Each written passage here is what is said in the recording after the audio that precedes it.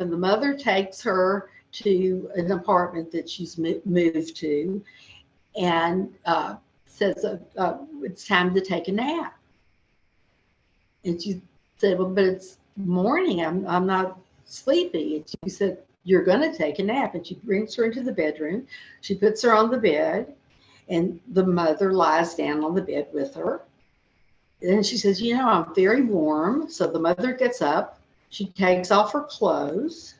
She gets in the bed with the 4-year-old girl and proceeds to touch the little girl and have the little girl do things to pleasure her. And that's the beginning.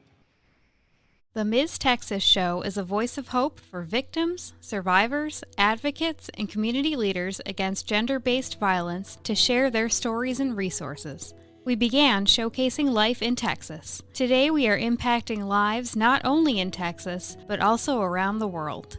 Under our segment Military Time, we run this segment in partnership with the National Veterans Chamber of Commerce. We invite military and veterans who have overcome traumatic events to share their experiences during and after their military service. Under our beauty segment, we invite fellow pageant winners and contestants, artists, musicians, actors, models, and dancers, and last but not least, our survivor leaders from family violence, sex trafficking, sexual assault, stalking, and other traumatic events who are ambassadors for these causes to share their lives and the impact they have made. To become a guest on our show, email us at MsUSATexas@gmail.com. If you would like to support victims and survivors of gender-based violence, make a tax-deductible donation to Hope Pyx Global at www.hopepyxglobal.org. Hello everyone, welcome to another episode of the Ms. Texas Show, and I am your host, Eileen Dahl. Today we have a special guest from the International Book Awards, Ms. Ronarose Train. Welcome. Nice to see you. Thank you, Ronarose. So we know that you're an author and that you have written a book which got nominated. The name of the book is Mom Stole My Innocence. And I know that, in your bio, you mentioned that you decided to spend your golden years writing. And tell us about yourself. Well, Eileen, I have always loved to write.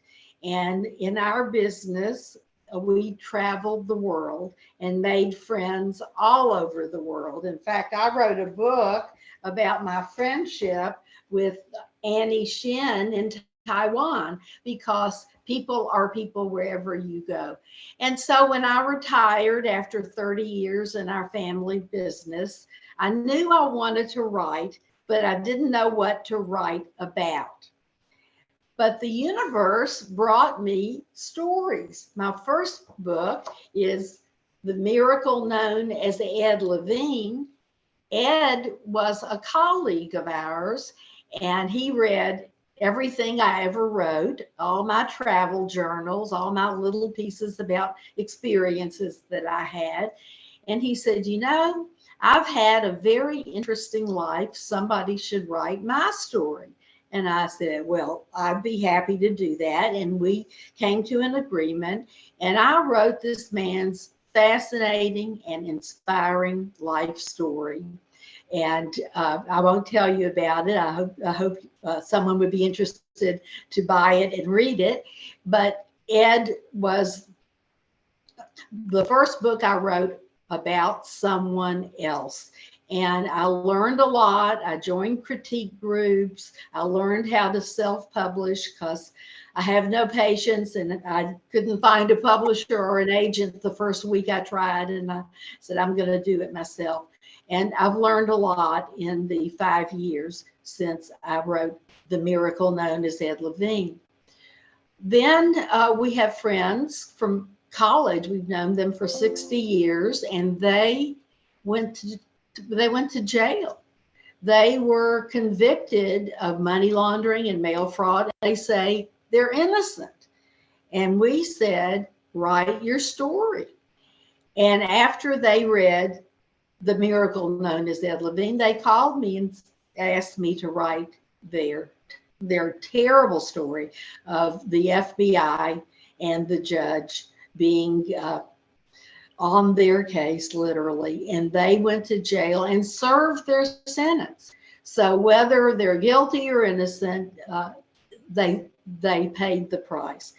So I've written stories about other people, and I didn't know what to write about next. About 4 years ago, a friend of mine said, I want to tell you something, Ronarose. My brother called and told me that we have a sibling that he just learned about that we never knew we had. And I said, you mean you have a brother or sister that you never met? And this woman was probably in her 60s at the time when she told me this. And I said, that sounds like a book. Would you want me to write your story? And she said, that's why I'm telling you, because my story, nobody knows my story, and I want you to bring it to the world. It took a few years for her to come to terms with her story. I had no idea what I was going to hear. It's shocking. It's heartbreaking. It's amazing that this woman, I call her Abigail, that's not her real name. It's a miracle that she presents the together, successful, intelligent, fun-loving, dedicated woman that she is. No one knows what she has endured and what she is hiding from the world. So we came to an agreement, and part of it is that her identity would never be revealed. The reason is that her family members don't know, some of them don't know where they came from. And she is a protector. She has spent her life in guilt because her abusers made her believe it was her fault. She spent her life protecting her loved ones from knowing what was happening to her because she didn't want them to feel guilty. She didn't want them to disrespect her. In telling me her deepest, darkest secrets, I think she has come to peace with herself. She's unburdened herself. She's cried a lot. So have I, because you just can't believe that someone could endure everything that she has and still be a success in life. So the story is, I've changed the title. It's Stolen Innocence. And if you want to ask me more questions, I would be happy to answer them about this book. I have, so many questions about yourself and, about the book and the books that you have written. And I had no idea that you are not just an author of one book and several books. And not to mention, we share a lot of things in common, one of which is traveling. And, just a little bit about your, what did you used to do before you retired, and what have you all traveled about? Well, our family business was distributing floor covering, and it evolved. Originally, my father-in-law's business was importing steel, so he knew how to import products. As his sons graduated from colleges, the sons went into business too, and they evolved from selling nails and barbed wire to lumber yards in the small towns, to selling the kind of floor tile that you peel the paper off the back and stick it on the floor of a lake house or a ranch, a hunting lease. And my brother-in-law started that. He said to his father, well, I can sell them something else besides nails and barbed wire. Let's bring in some floor covering. And that just evolved. They started bringing in carpet from Mexico. And because we're in Texas, we're close to Mexico, it was easy. Importing was what they knew. So the business evolved. I came into the business in 1975 when my husband told me he was going to put me into sales territory. And of course, I evolved within the family business too for 30 years. But as I relate in my book, Annie and Me, a young woman from Taiwan wandered into my brother-in-law's office in San Antonio. Her family was in the vinyl floor tile manufacturing business in Taiwan, and she lived in Houston and thought that it would be fun to take her time by trying to sell some of the family's product. But nobody bought it because the patterns weren't comparative to the United States taste. So she had all this floor tile and nothing to do with it. And she found my brother-in-law, and he said, well, we know how to import, and these tiles are not very attractive, but go see my brother and my father in Corpus Christi. And that was my husband. And they said, send us all of your inventory. We'll sell it. We'll give you money when we sell it. So they did. They sold it because anything sells if it's cheap enough. And then they started designing more patterns to look like the sheet vinyl that they sold. And sure enough, that was the beginning of luxury vinyl tile in the United States. And nobody knew anything about vinyl. Now that's all there is on the floor.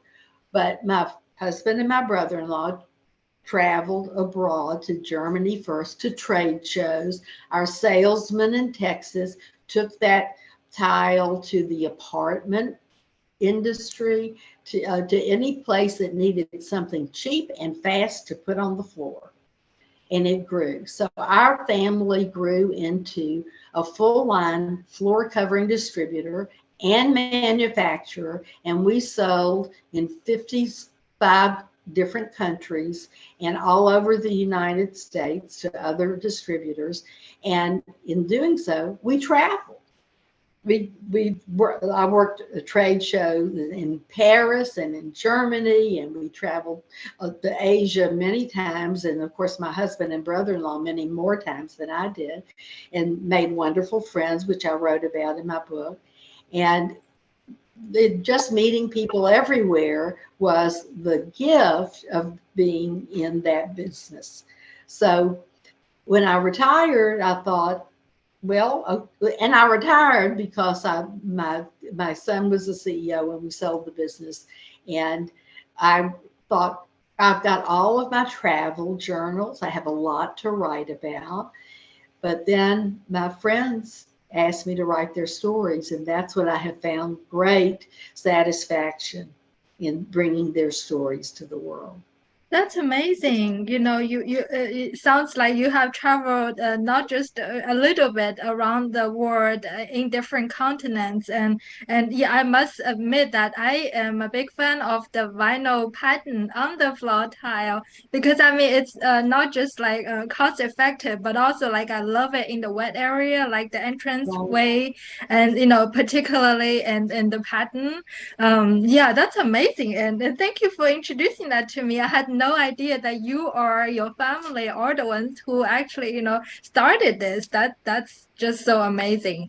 And then, you know, you talked about the book, the second story regarding your friend who was innocent from the money laundering case and everything. As a matter of fact, I actually also work in the law enforcement area, and I've worked on money laundering cases. So, you know, it's a shame while he or she, you know, is innocent in this case. Can you tell us a little bit about the story without, you know, giving too much away so that people can know?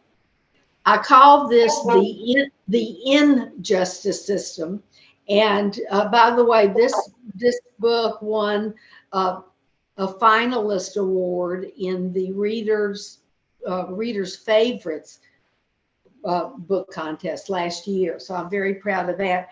These friends were in the gambling business. They ran junkets.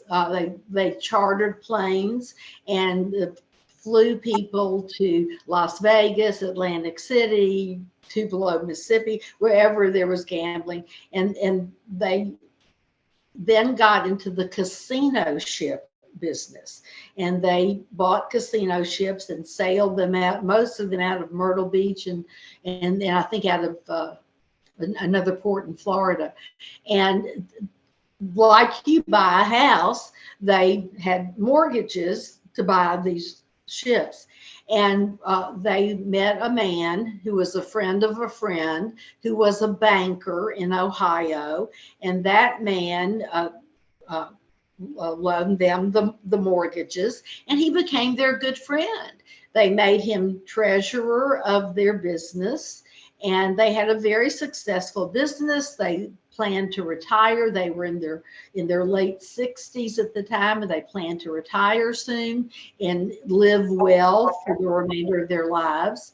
And they were visited by the FBI, who told them that their trusted friend had embezzled money from his bank, millions of dollars from his bank, and had laundered that money through their casino ship operation.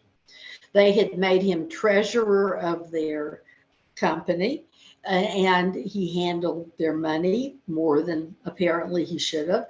And so when he was indicted, he said, well, my Sam and Marilyn Gray knew what I was doing. They were complicit.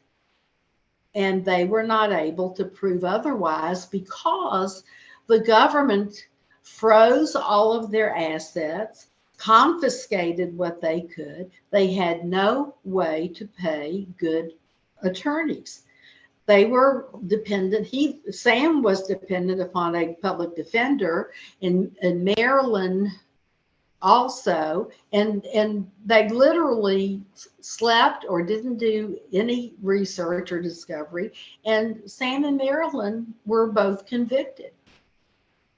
They also not only had to go to jail, they had to pay restitution for millions of dollars. Sam was able to get the amount reduced, but in any case, their experiences in jail were what the book is about and how they made the best of it. They're out now. They've paid their sentences.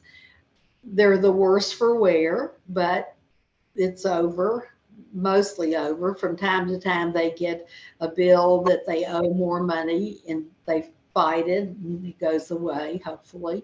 But it's ruined their life. You can imagine how it affected their family, some of whom were in the business.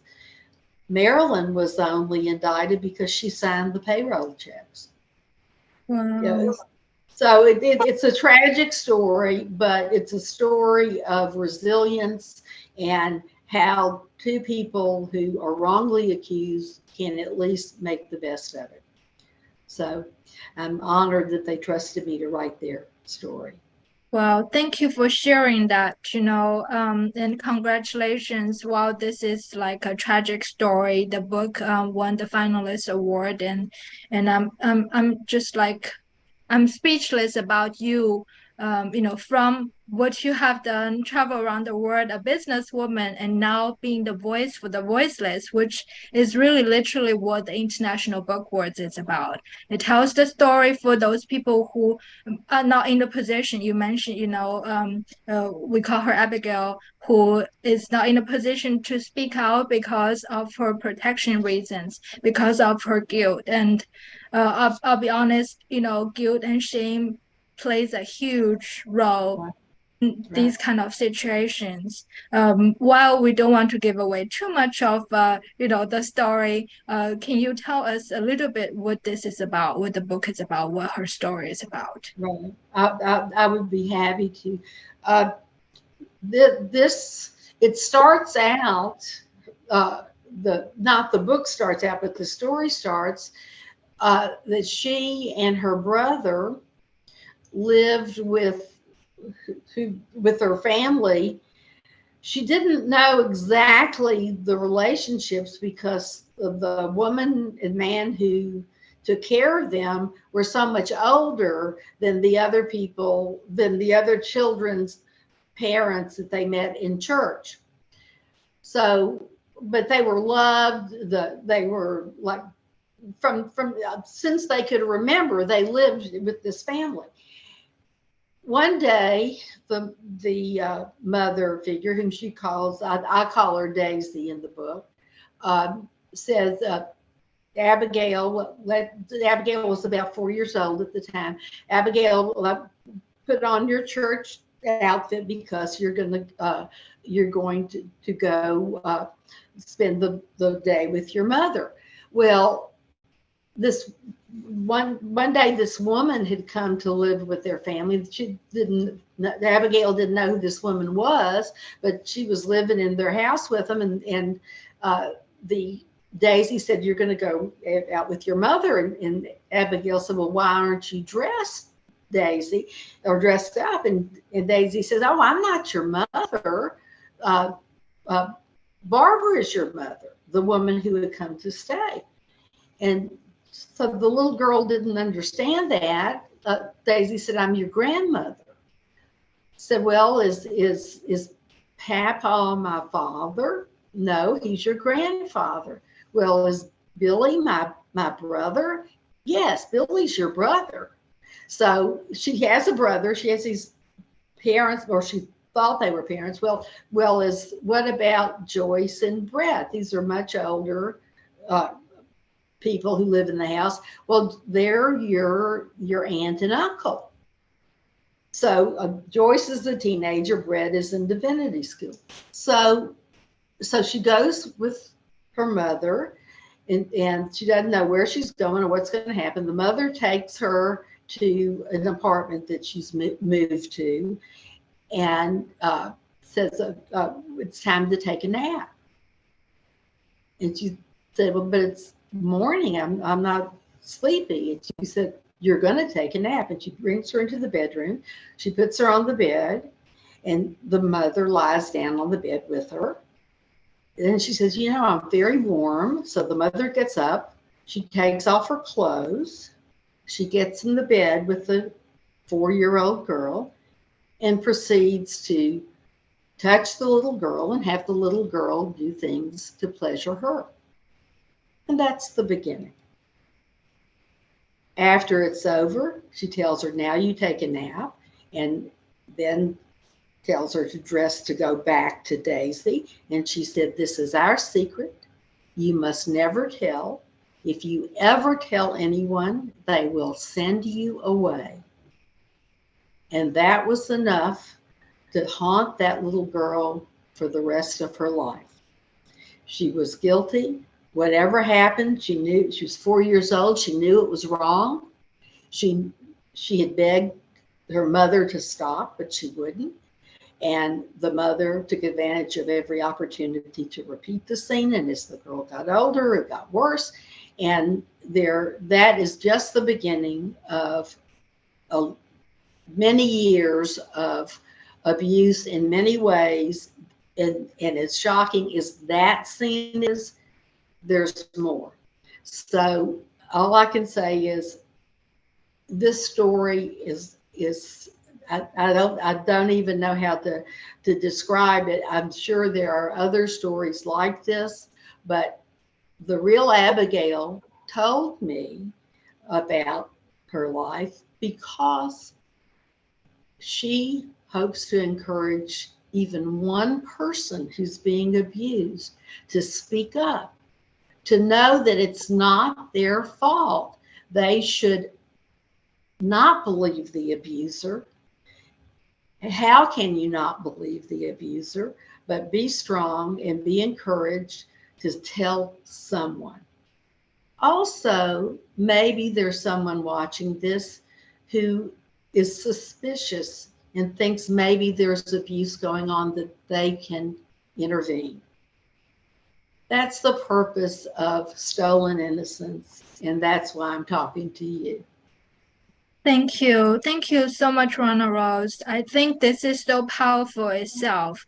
Like you said, from a little girl, an innocent little girl, 4 years old, who endured all these abuse, and I'm sure there is trauma, and that there is a hole that needs to be filled, and yet she overcome the guilt, overcome the shame, and while protecting her family, she decided to speak out to you and decide to really, to be a voice and decide to share with the world. Like you said, like she said, that if only she can just save one life at a time. Right.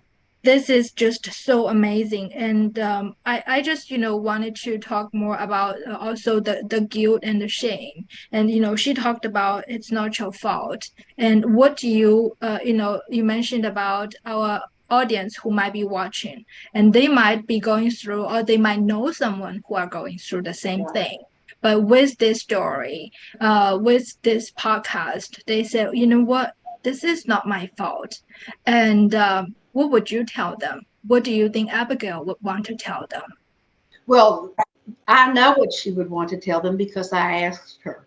And what she said to me many times as we began this project finally about a year and a half ago, she said, I'm afraid you're going to lose respect for me.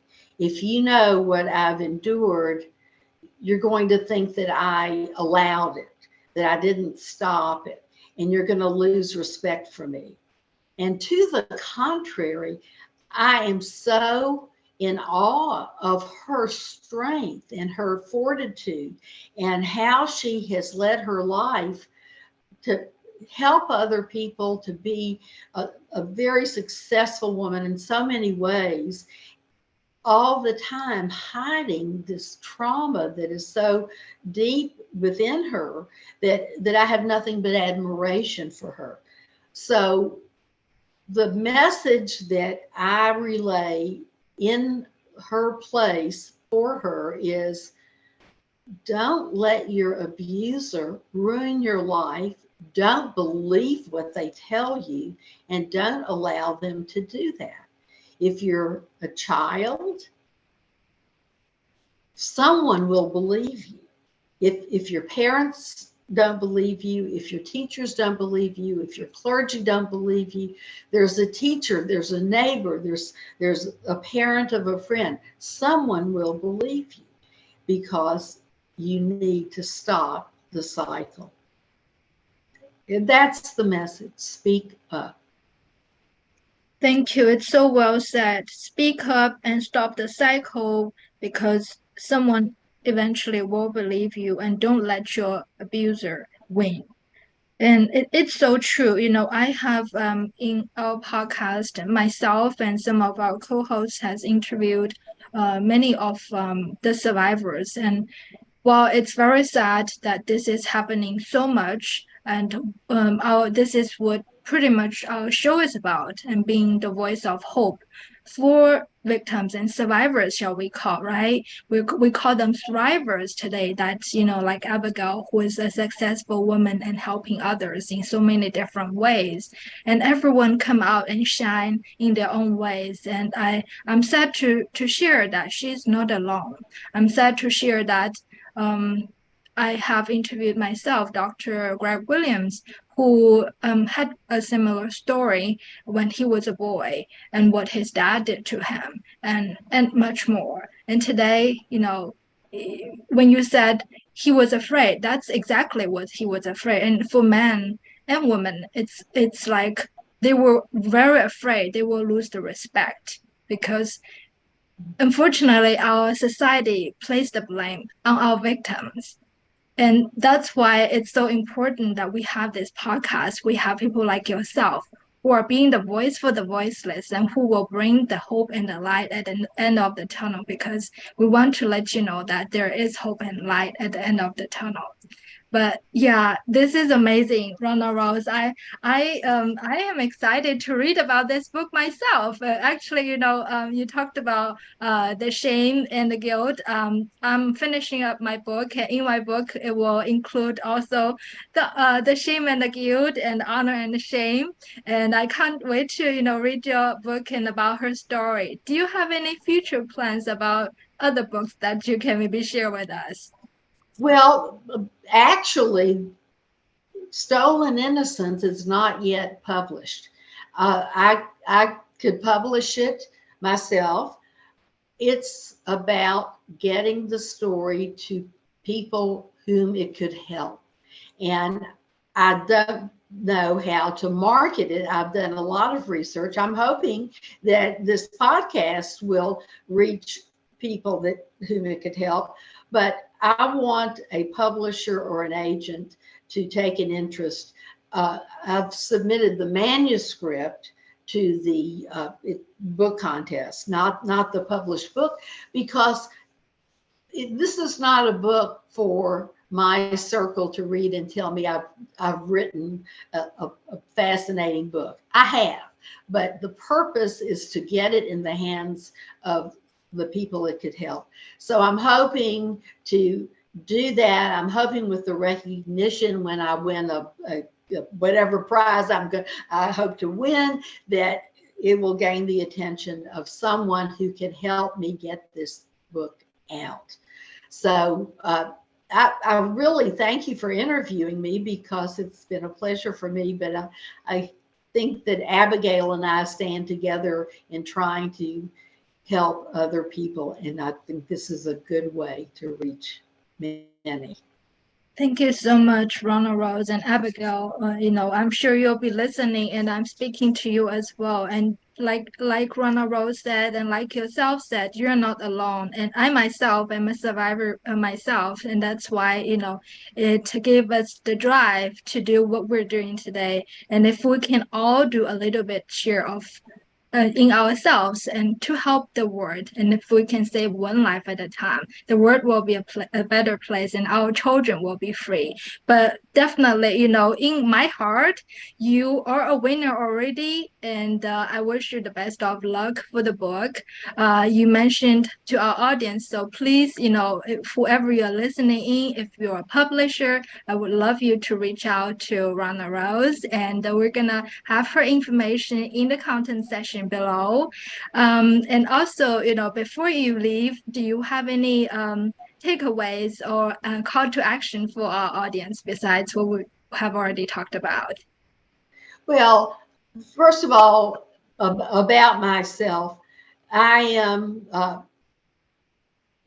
I'm of retirement age. I'm in my golden years. I'm living a wonderful life, and writing has been a wonderful pastime and my passion at this stage of life. So when you get to be as old as I am, then you need something to do where you can continue to learn and meet people and have something meaningful to do. I'm honored and humbled that so many of my friends and acquaintances have trusted me to tell their stories that are, I think, meaningful and helpful to those who read their books. And I just appreciate what you're doing and the message that you're putting out to give people hope, and maybe we'll save some lives today.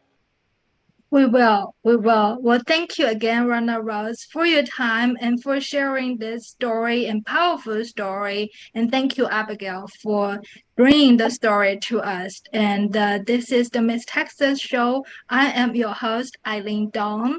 If you see this story helpful, I would like to encourage you to subscribe and, more importantly, share this, because if we can just share this one message, save one life at a time, it's worth it. Thank you so much, Ronarose, and I'll see y'all next time. Thank you.